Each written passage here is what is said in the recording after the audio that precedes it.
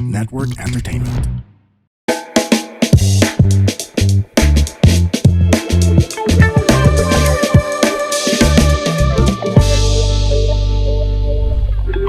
Hi, this is Pia Ontiveros, and this is Let's Talk. On this podcast, what we do is we try and unbox and unpack and decode an issue.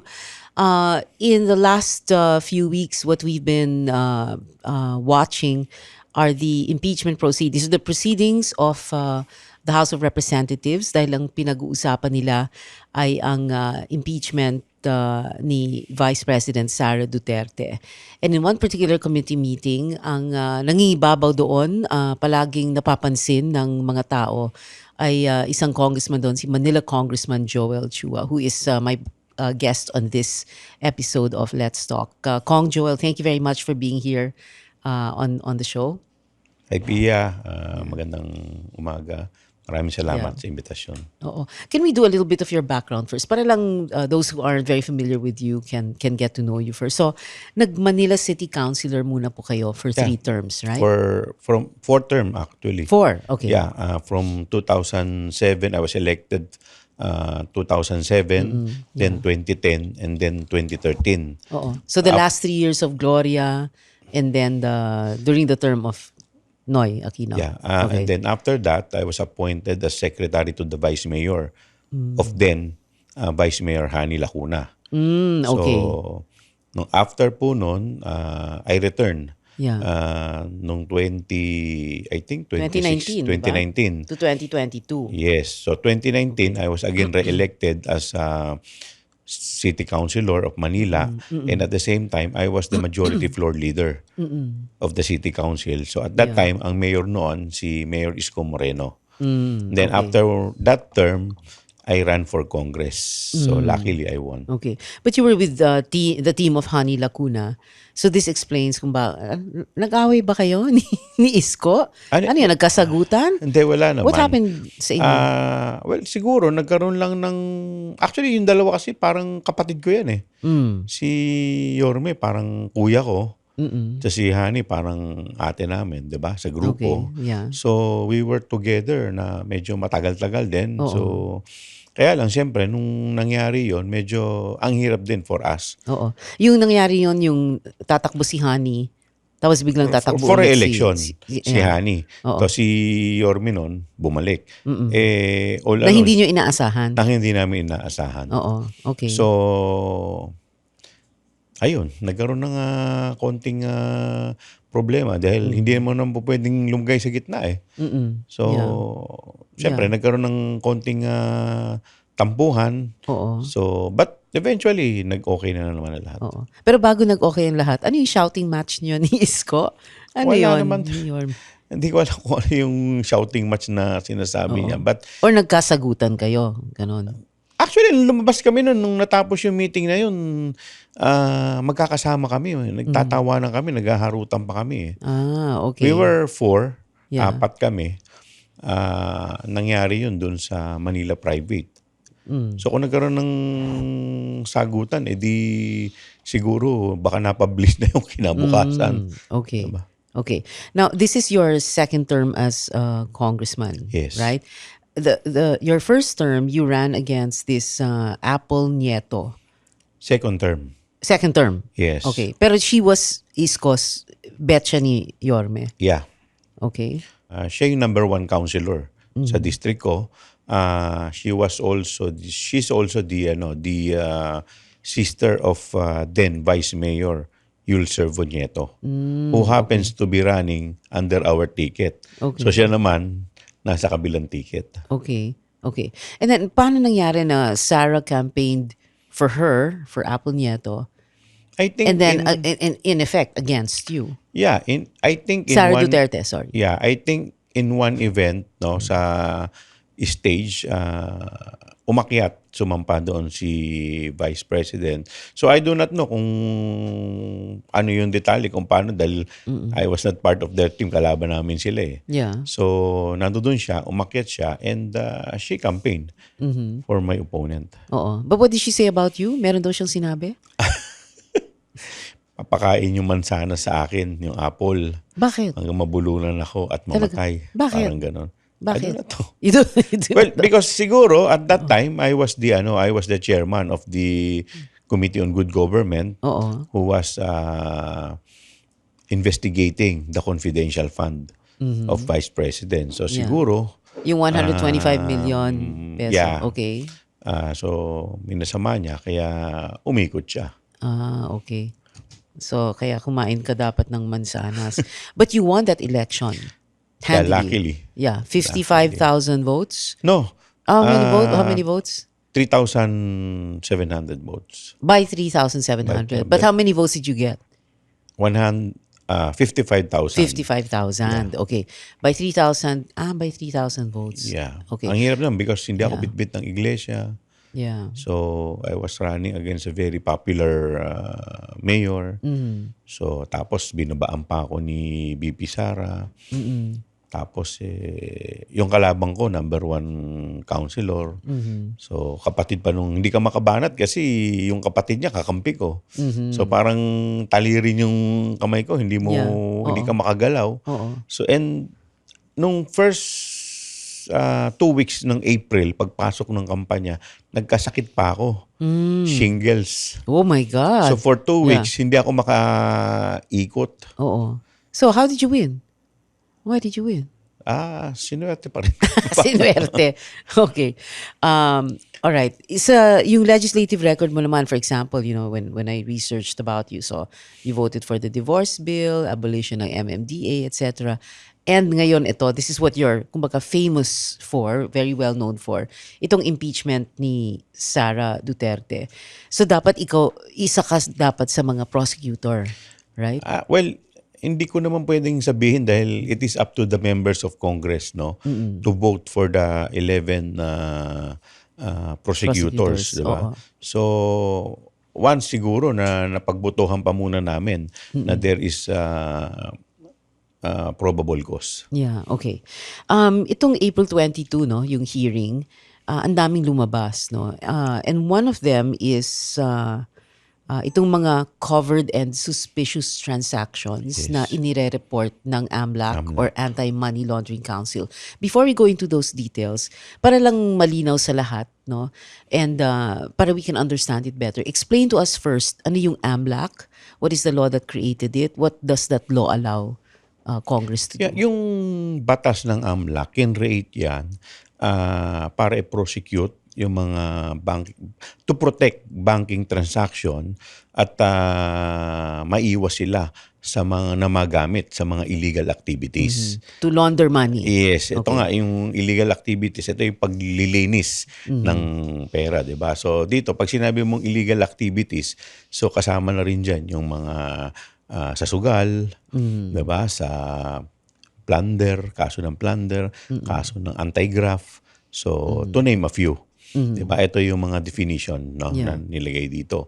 So dito sa anti-money laundering, ang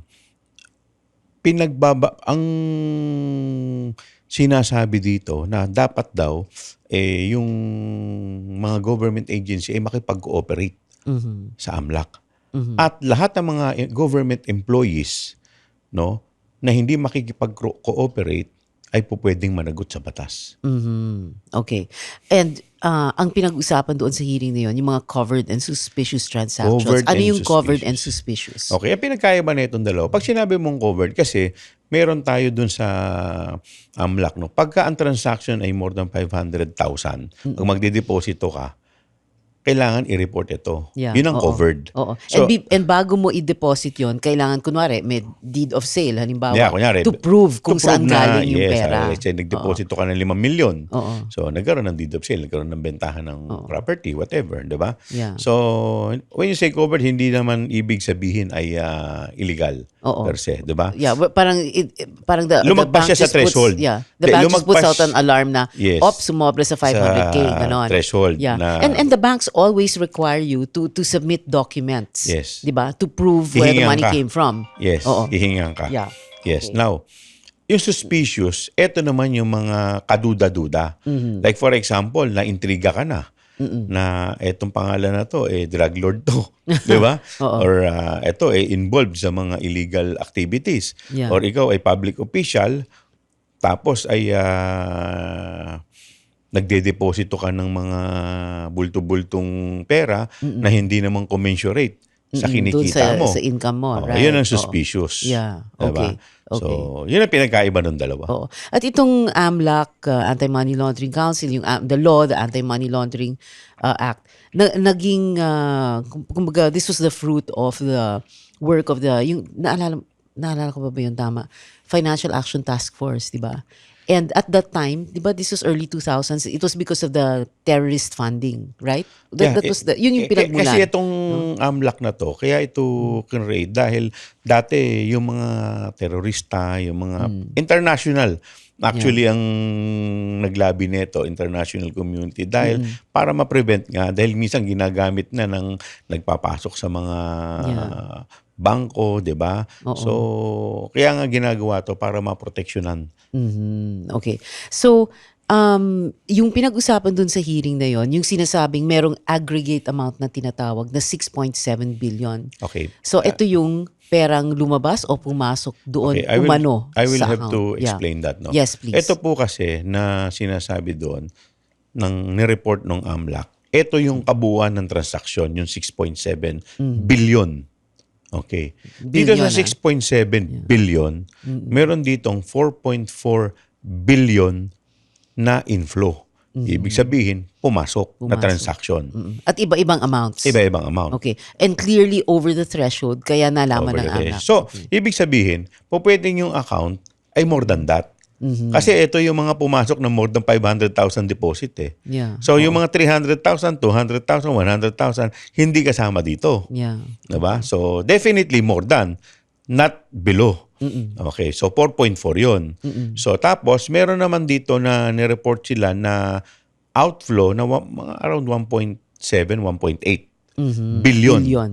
So, kung susumahin mo, may difference na more than 2 point something billion. Diba? 2.87 billion, I think. So, ito yung pumasok, yung 6.7, kabuuan ng pumasok at lumabas. So, hindi ibig sabihin na yun ay puro pumasok lang. Okay. So, just to clarify. Yeah, oo. But what is AMLAC supposed to do apart from report it? 'Di ba? Kasi prosecute. Yes. So was there prosecution? Well, Because they have a list of suspicious and covered transactions. So what happened? So, kasi at that time, kung makikita mo, no, at that time, parang presidente yata si former President Duterte. So, if I remember it correctly, during that time, nilabas na ni Senator Trillanes itong isyong to. Bank 2016 pa lang, oo. Yes, that was 10 years ago. Diba? And then, the ombudsman or the overall ombudsman, Karandang, sinabi niya, kinonfirm niya. Diba? But, surprisingly, instead of prosecuting or to investigate itong mga suspicious tsaka covered transactions, no? Ang nangyari, si Karandang ang natanggal sa pwesto. So, yun ang nangyari dito. Oo. Okay. So, itong, in other words, so they report AMLAC flagged all these transactions, covered, suspicious, aggregate amount, 6.7 billion. And then 10 years later, we find this out. Dito lumabas sa impeachment trial. Not trial. Sa impeachment proceedings ng House. Yes. Dito lumabas dahil nung binangga namin yung SALN, because una naming chinek yung SALN, magkakano yung inilabas niyang dineclare niya na cash. Cash on hand, tsaka cash in bank. Diba? So from 2007 or 2006, 2007. 2007 to Okay, 2018. from 2007 until 2018, nagde-declare siya ng cash.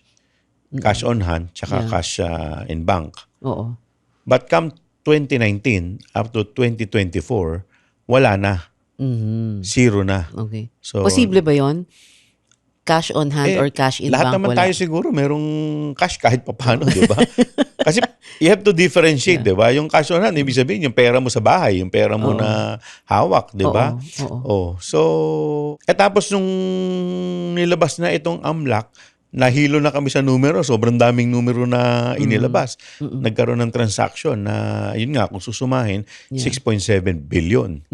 Diba? Na inflow at saka outflow ng transaction. Yeah. So, medyo hindi nagtutugma yung numero.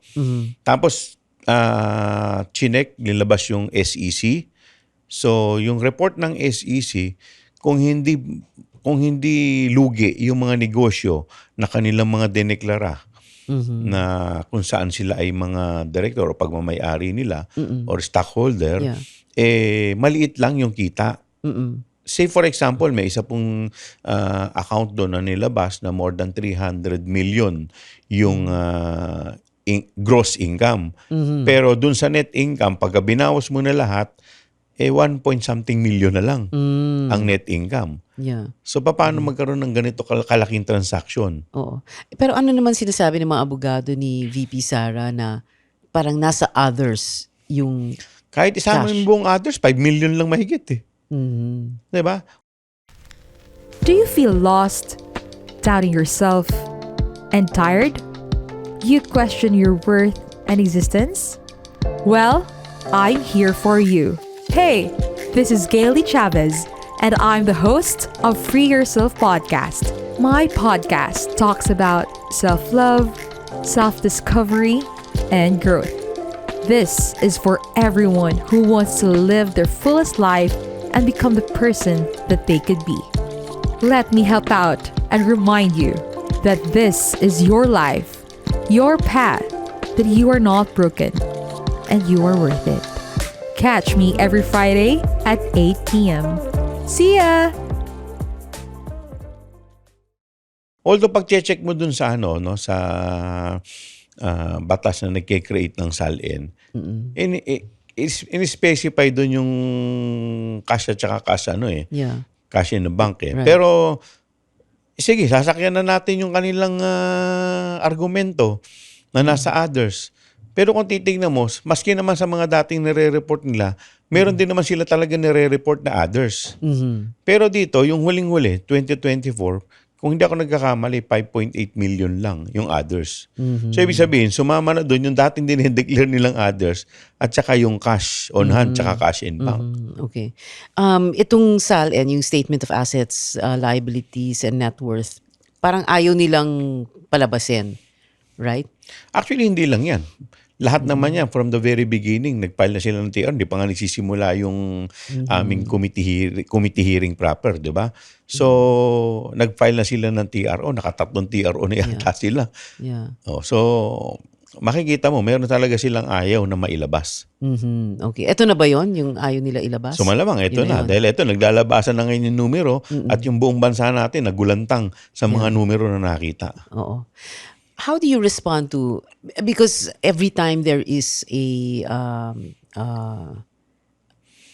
report that's not very positive, and that's an understatement, no? About you as a politician, for example, any politician, they will always say, pinupolitika ako kasi tatakbo ako. And she did say that she was going to run in 2028, just several weeks back, right? So, ito ba yung pinupolitika lang siya? Nilalabas nyo lang lahat ng pwede nyo ilabas laban kay Sara para hindi siya maging presidente? Is that it? Is that Alam mo, the Pia, explanation for this? Unang-una, hindi naman kami ang complainant dito. Diba? Ang complainant dito, religious sector, tsaka mga NGOs. Diba? So kami, part lang kami ng Committee on Justice. Kung saan binagsak itong impeachment complaint ng mga complainant. Pangalawa, ito pong impeachment complaint, kung maalala ninyo, noong 19 Congress pa to eh. So at that time, wala pa nga midterm election eh. So, paano mo sasabihin na napupolitika siya? It just so happened na pagdating sa Senado, yung fourth with ay tumagal. Until inabot ng Supreme Court ruling na pinagbabawalang na sinasabi unconstitutional. Pero dun sa constitutional ruling ng Supreme Court, hindi tinakel yung meat ng impeachment complaint. Nag-declare sila ng unconstitutionality dito based on pure technicality. doon sa 1-year bar period. Yeah. Pero wala naman sinasabi na yung mga grounds na sinabi doon ay walang basihan. So ito naman ngayon lumalabas na ngayon. Ito na ngayon yung mga basihan. Oo. Itong SALN, di ba? Before we go any further, can you define for us muna yung SALN? Paano lumabas yan? Di ba post-EDSA yun Post-EDSA 86, right? It was a feature that was introduced para nga malaman ng taong bayan magkano ba talaga ang worth ng isang government official. Nung pumasok ka, so may batas no na kung saan dapat ideklara mo yung iyong ari-arian, pati ng ari-arian ng iyong mga kamag-anak. Sabihin, up to yung mga anak mo, yung asawa mo. Tapos ideklara mo kung sino yung mga kamag-anak mo na nasa government service. At hindi biro itong SALN dahil ito meron tong jurat sa likuran. Ibig sabihin, pinanunumpaan mo na ito ay nasa personal mo na pagkakaalam. Diba? Na dinedeklara mo na totoo na ito yung mga ari-arian mo. Ang purpose nito para ipakita no, na hindi mo ginagamit ang iyong posisyon para ikaw Para ay yumaman. magkamal ng milyong-milyong pera. Does a government official have any right to insist that his or her SALN not be publicized or na hindi ilabas? Well, nung nakaraan nung panahon ni President Duterte ay hindi ito pinagbawal ito, 'di ba? Pero sa akin kung wala ka namang ikasasama, wala namang itinatago, ano naman ang masama kung ilabas mo? In the last hearing, merong yung mahiwagang kahon na punong-puno ng mga ITR. And then, parang yun ang ayaw ding mabuksan, hindi ba? Well, in ng fairness, asawa ni Sara. yung BIR ang nagsasabi na ayaw nila, na under dun sa National Internal Revenue Code na hindi po pwedeng mabuksan, di ba? Ako kasi, ang opinion ko kasi dyan, no, under sa atin sa Ligang Batas, yung Kongreso, we are given the exclusive power to promulgate our own rules. At doon sa rules namin, inaalaw kami na mag-issue ng compulsory processes, which is subpoena. At etong ITR na to is a product of a subpoena. So, saan galing ang mandatong to? Yeah. Doon sa Saligang Batas na And it was binigay sa BIR amin. that submitted it, right? Yes, and it was the so BIR. It's BIR that submitted it, but telling you na you can't open it. Yes. Ganun ba yun? Dahil nagko-comply lang sila doon sa subpoena. Pero ang pero pinapasubpoena huwag yung namin, buksan, ganun. ang pinapasubpoena namin, hindi naman yung box eh. Ang Oo. pinasasubpoena namin Yung yung laman ITR eh. mismo. Yes, but siyempre, para at least kung yan ang magiging hadlang, para baka mamaya, another TRO na naman ang i-file, di ba? So medyo, hindi naman isinantabi. Kung hindi, kumbaga, nilagay muna dyan, nili on the table muna. Okay. Literally, nilagay niyo yung box sa table. Until Okay. such time na ma-resolve yung issue dito. Okay. So, pinag-uusapan natin yung mga covered and suspicious transactions ng AMLAC, itong SALN, ITR. What are you trying to find out here as the Committee on Justice? Ano ba yung gusto niyong mangyari? Ill-gotten dito? wealth ang pinag-uusapan kasi dito diba? Kaya nga yung iba tinatanong, bakit kailangan nyo pang ungkatin pati nung vice mayor siya? Kasi, ang isa sa mga allegation dito is ill-gotten wealth.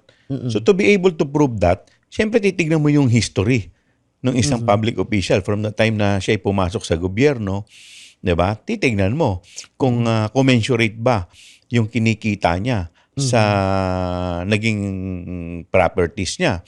At ibabangga mo yan doon sa SEC na dineklara at eto na nga lumalabas yung sa AMLAC. So kung makikita natin, ang lalayo ng numero at ang lalayo ng figure. Hindi nagmamatch ang figure. Yeah. Pero hindi lang ito yung tinitingnan ng Committee on Justice, right? Kasi kumaalala ninyo, yung isang ground pa dito yung issue ng confidential fund. So yun, natapos na tayo doon. So dito naman ngayon, etong ill-gotten wealth. So yung susunod namin, ngayong Wednesday, yung issue naman sa threat. Wednesday, April 29. But this episode, I think, will drop like 2 to 3 weeks pa. Okay, sometime in May. Okay, so, but yung threat alleged threat ni VP Sara that she said in a televised press conference, right? Lahat naman tayo nakapanood nun. Lahat tayo nagimbal. Yeah. Lahat tayo nasaksihan natin. 'Di ba? Kumbaga sa abogado, meron kaming tinatawag na res ipsa loquitur. Ang ibig sabihin niyan, the thing speaks for Speaks itself. for itself. 'Di ba? So yung video, kayo na lang magsasabi kung ito ba ay threat o hindi. And check natin yung background, yung history ng pamilya niya, yung history niya. Yeah. Meron ba silang kapasidad Yeah. na gumawa nito? You know, syempre everybody's wondering how the lawyers are going to respond to that, because for example, yung sa SALN, sasabihin nila, nasa others naman yung pera, halimbawa. Parang marami silang Argumento. arguments, no? Yeah. Pero ito, paano kaya nila, and you know, I mean, given how they have responded to each and every accusation, what is the House Committee on Justice going to do? Lahat ng kanilang respond dito, no, ang pag dumating na kami sa punto para magbotohan ng determination of probable cause, ang titingnan lamang namin kung ano yung ebidensya na nasa harapan namin. Regardless kung ano sabihin nila sa media, dahil lahat yun ay wala naman sa harapan namin, so magiging walang saysay ito. Maaring napakaganda ng kanilang mga depensa, 'di ba? Pero kung ito hindi naman nila ibinagsak sa Committee on Justice para ilagay sa record namin, so anong silbi nito? Yeah. Kaya nga hanggang ngayon, siya po ay iniimbitahan namin na umattend. Okay. At until now, ay siya rin ay binibigyan namin ng pagkakataon na magsumite ng mga ebidensya, na magre-rebut sa lahat ng mga allegation. To be fair, and as part of due process. But like in any court of law, kahit wala yung the accused, pwede pa rin mag-rule yung judge, right? So Yeah. it doesn't matter whether or not Parte she lamang will. to ng due process. Ngayon, kung hindi ka attend, wini-waive mo yung karapatan. Okay. And sabi mo, ang hinahanap nyo lang is probable cause. Yes. Explain that to our viewers and listeners. Pag sinabi mong probable cause, hindi mo naman sinasabi na guilty na. Pero baka ginawa. Kaya nga, Okay. probably Probably ginawa niya. So, babaw lamang yung antas ng pagbabasihan namin. Kaya nga, kung hindi siya magpepresenta ng ebidensya na magre-rebut o masasabi natin na po pwedeng mapaisip kami na tama nga to. 'Di ba? So, ang pagbabasihan lamang namin ay yung mga ebidensya na nasa harapan na namin. nasa harapan ninyo. And so pagbobotohan nyo kung may probable cause, and if when the Committee on Justice decides, and a majority vote lang, then it Majority goes to the vote house, lang. to the floor. Ganun ba? So, To the mangyayari plenary. po dyan, once na nag-decide po kami dito, gagawa na ng committee report. At pagbobotohan namin kung okay sa amin yung committee report. So, pag okay na sa amin ang committee report, ay ito ay tatransmit na sa Committee on Rules para i-set na sa agenda kung kailan pagbobotohan ito sa floor o sa plenaryo para sa 1/3 vote. Pag anything short of 1/3 vote, dismiss yung kaso. So what are the numbers like? At this time, have you looked at it? 1/3? Makaka 1/3 kayo? 1/3 is 105. Yeah, oo. Will you have that 105? Because of course, there are other people who will think in very practical terms, diba? 2028 is 2 years away, diba? She has said she will run for president, whether or not she is the leading candidate or not, diba? So, syempre, baka may iba na matatakot, diba? Na baka maging pangulo to, tapos ang iboboto ko, approval of the committee report. Well, alam mo, hindi mo naman maaalis din yan, no? Pero at the end of the day, ako naniniwala na titignan pa rin nila yung bigat ng ebidensya na nasa harapan. Kasi paano mo naman, nasa harapan mo, nakakita ng taong bayan, itong nasa harapan, mga nilabas na ebidensya, tapos sasabihin mo, walang probable cause. So, paano ipaliliwanag yan doon sa mga tao na bumoto sa'yo? Okay. Yung boto, by the way, sa Committee on Justice, how many members are there? We have, I think, more than 30, mga 38. Pero 38. syempre, yung mga house leaders, kung isasama mo pa lahat yun, I think baka 80. Mga ganun. 80, okay. So approximately 80, a majority Kung of that. sino lang nando doon, kung sinong umattend, Yun ang magbobotohan. Okay. So majority 50% plus 1, that's all Kung you sino. need. Okay. And then like you said, gagawa na kayo ng report, submit sa Committee on Rules, ika-calendar. Kakalendar. So we are looking at your probable voting sa Committee on Justice is Siguro within the first week. Hindi first mga week of second May. week. Second week of May. Second. Okay. So if ma-approve sa House Committee on Justice, we are looking at Endorse. action on the floor by Sa floor? Siguro sa second week ng June. May. Second week of May also? May. Halos sabay? Paano yung report? Hindi, yung report, yan kailan ba ang pasukan namin next week May 4, oo. So, report, baka next week, tapos na yan. Diba? So, report lang naman yan. Yeah. So, by next week, kung tapos na yung report, siguro at least 2 to 3 weeks. 2 to 3 okay. weeks. What are your colleagues in the House telling you? You don't have to name them, no? But how do they really feel about this? Natatakot ba sila or merong malakas ang loob or what? Ano yung sinasabi nila? You don't have to name names. Naka-recess kasi ngayon eh. So, Pero syempre, very may mga limited lang yung mga nakikita walang mo, diba? nagme-message sa'yo, walang tumatawag. May mga ibang nakakausap tayo, no? Nung lumabas yung mga ebidensya nung nakaraan, medyo mapapaisip ka eh. Di ba? Biglang sasabihin nila parang, paano mo ngayon to sasabihin na walang probable cause? Unless, of course, may papaliwanag nila ng maayos. Pero ang ginagawa nila, nagpapal sila ng mga kaso eh. Hindi naman nila dinidispute o hindi nila tinatanggi na wala talagang ganun transaction eh. Para ang gusto lang nila is to stop you. To divert the issue. Na magano ng narrative, ibang narrative so ngayon nag-file ng kaso against some members of the House, 'di ba? Sa AMLAC. So yun ang gusto nilang malihis yung kwento. Pero sa pagpapile nila, di parang inaamin nila na may totoong transaction na ganun. 'Di ba? Kasi kaya sila nagpapile ng kaso, bakit nilabas? Yeah. So ibig sabihin, kung bakit nilabas, ibig sabihin, may totoong ganung mga transaction. Hindi naman nila dinenay. Hindi nila tinanggi.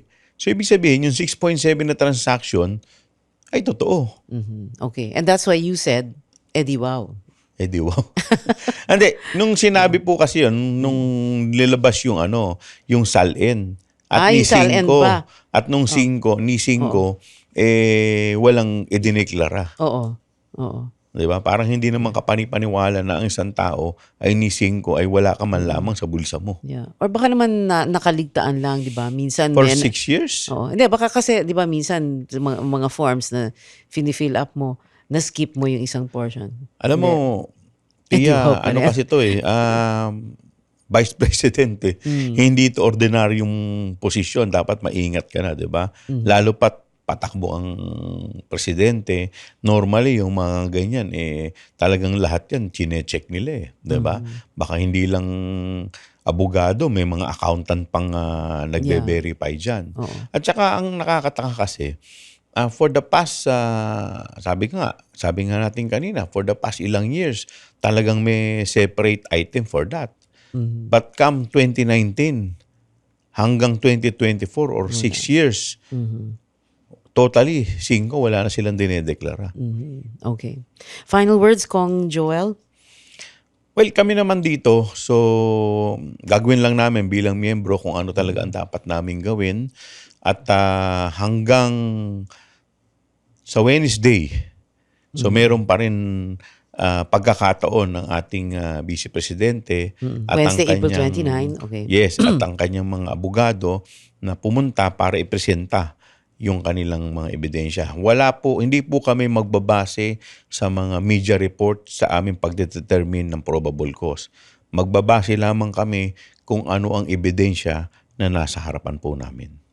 Okay. Maraming salamat po sa inyo, Congressman Joel Chua. Maraming salamat. A member of the House Justice Committee, Manila Congressman. Sir, thank you very much for being here on Let's Talk. And thank you also to those who are watching and listening. This is Let's Talk. I'm Pio Ontiveros. And this is where we decode, unbox, and unpack any and all issues. Thank you. Thank you for watching.